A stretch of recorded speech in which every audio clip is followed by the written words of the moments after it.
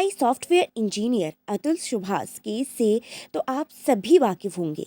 इस मामले में अब निकिता का चचेरा भाई यानी सुशील सिंघानिया का बेटा भी सामने आया है।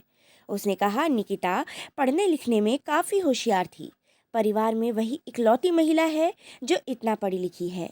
शहर में नौकरी करने वाली भी परिवार की वह इकलौती महिला है। भाई ने कहा जीजा अतुल के साथ जो कुछ भी हुआ बहुत ही दुर्भाग्यपूर्ण था। उसने कहा निकिता मेरी चचेरी बहन है। सेंट जॉन पब्लिक स्कूल और तिलकधारी पीजी कॉलेज में अपनी पढ़ाई पूरी करने के बाद निकिता ने उच्च शिक्षा प्राप्त करने के लिए जयपुरिया इंस्टीट्यूट ऑफ मैनेजमेंट से एमबीए की डिग्री हासिल की। फिर उसकी साल 2019 में अतुल से शादी हुई। उसके बाद दोनों में कुछ विवाद हुआ और निकिता वापस जौनपुर आ गई, लेकिन फिलहाल वो दिल्ली में रह रही थी। बीच बीच में बेटे व्योम के साथ मायके आती जाती रहती थी।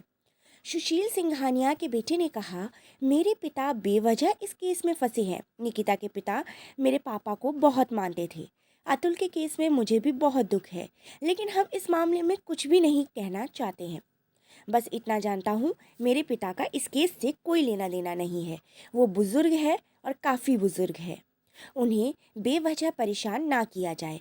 हम नहीं जानते वो कहाँ है इस समय। बस टेंशन लगी रहती है कि जहाँ भी हो सेफ हो। अतुल सुसाइड केस में आरोपी निकिता सिंघानिया, निशा और अनुराग फिलहाल जेल में बंद है, लेकिन चौथा आरोपी यानी निकिता के चाचा सुशील सिंघानिया कहाँ है, इसका किसी को भी कुछ भी पता नहीं।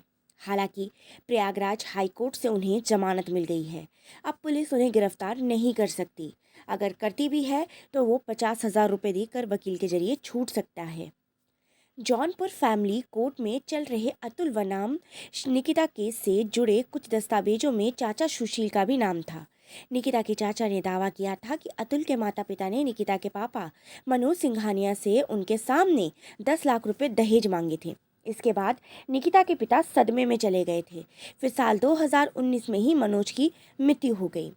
अतुल ने इन सभी आरोपों को बेबुनियाद बताया था। उसने 9 दिसंबर को एक वीडियो बनाया। इसमें अतुल ने बीबी निकिता, सास निशा, साला अनुराग और चाचा ससुर सुशील सिंघानिया पर आत्महत्या के लिए उकसाने का आरोप लगाया था। उन्होंने जौनपुर फैमिली कोर्ट के जज रीता कौशिक और पेशकार माधव पर भी रिश्वत मांगने का आरोप लगाया। साथ ही 24 पन्नों का सुसाइड नोट भी छोड़ा। इस मामले में अतुल के भाई विकास ने बेंगलुरु पुलिस में 4 आरोपियों के खिलाफ एफआईआर दर्ज करवाई। फिलहाल 3 की गिरफ्तारी हो चुकी है। उन्हें 15 दिन की न्यायिक हिरासत में भेज दिया गया है। चाचा सुशील फरार है।